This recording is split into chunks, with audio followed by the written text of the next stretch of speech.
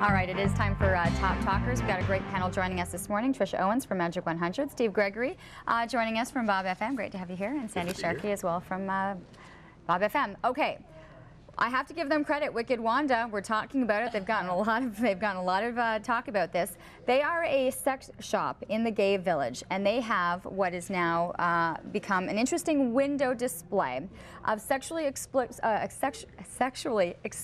can get that. A display of Barbie and Ken. Positioned in some interesting ways, almost with that 50 Shades of Grey kind of thinking behind it. You know, a lot of people are starting to say this is inappropriate, this isn't right, and we'll start and open the discussion with it exactly like that.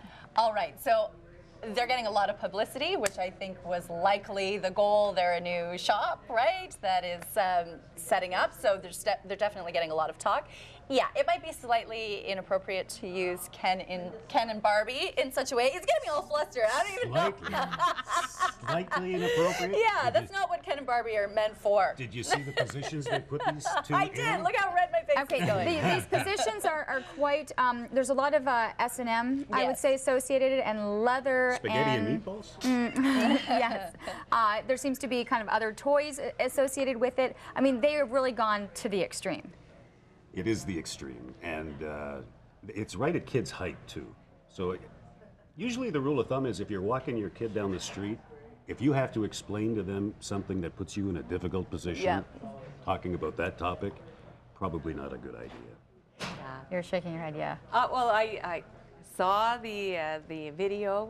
I also saw the owner be interviewed and the photos. And at the risk of sounding like I'm 100 years old, and being very prudish, yeah, I think it's completely inappropriate. I mean, it made me cringe. You did watch the video 4 times.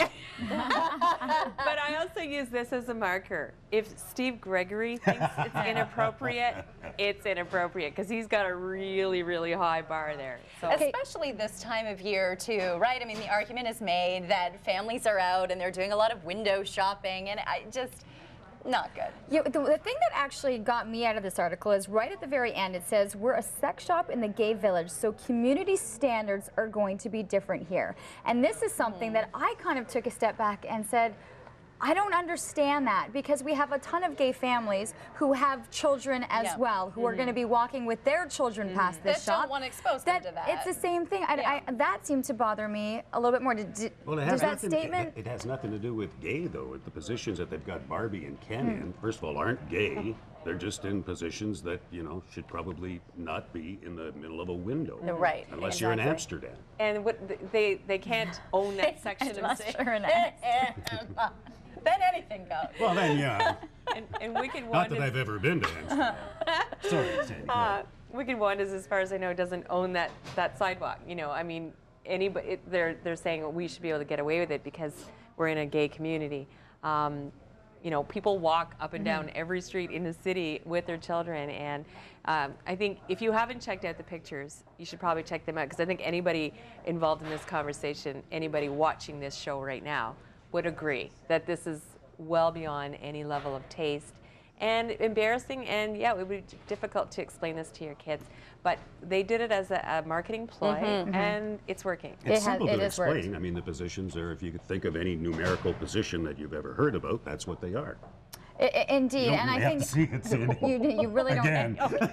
As she's watched this video, it's something to think about. Now there are certain complaints that are coming in. The BIA is starting to look into this, and then if you take it out of that, we can look at any window shopping. I mean, if you had a war scene, say it was a toys and there were war scenarios. We were talking about this in the morning meeting.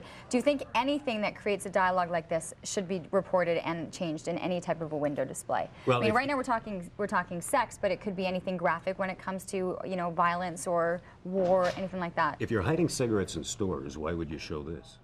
Yeah, absolutely. Yeah, good point. Nicely done. That was good. I got up early for that one. You had to get up early today anyway. I did, 3 o'clock. Thanks for the call, buddy. You're welcome. Now, have you, by the way, have you read 50 Shades? Am I allowed to put you on the spot here? You can put me on the spot. No, I haven't. And I have to tell you, I've seen the great big displays, slightly embarrassed to go and bring it up to the cash. I don't know. Can I get it online? Yeah, I think you can. You can probably do all of that. And you know Would what? you like And to it's see funny. 50 And I Shades of talked. Grey?